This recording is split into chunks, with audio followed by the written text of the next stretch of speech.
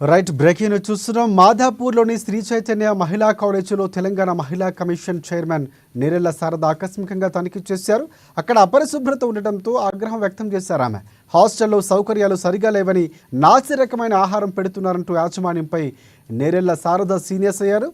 ఇక విద్యార్థులకు ఏవైనా సమస్యలు ఉన్నా, యాజమాన్యం ఇబ్బంది పెట్టినా తమని సంప్రదించాలంటూ మహిళా కమిషన్ చైర్పర్సన్ భరోసా కల్పించారు.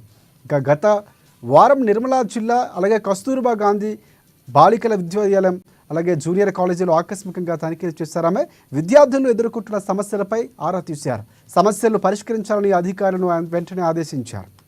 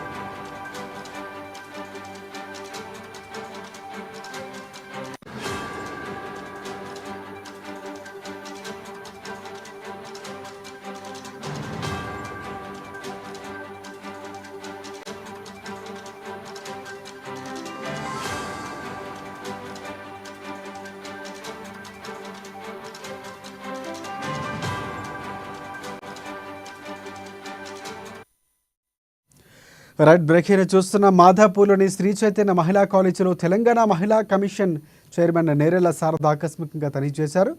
అక్కడ పరిశుభ్రత లోపించడంతో ఆగ్రహాన్ని వ్యక్తం చేశారు. ఆమె హాస్టల్లో సౌకర్యాలు సరిగా లేవని, నాసిరకమైన ఆహారం పెడుతున్నారని యాజమాన్యంపై నేరెళ్ల శారద సీరియస్ అయ్యారు.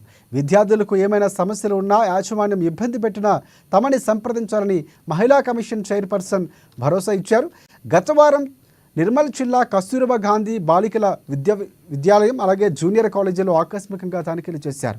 విద్యార్థులు ఎదుర్కొంటున్న సమస్యలపై ఆరా తీశారు. ఆమె సమస్యలను పరిష్కరించాలని అధికారులను వెంటనే ఆదేశించారు.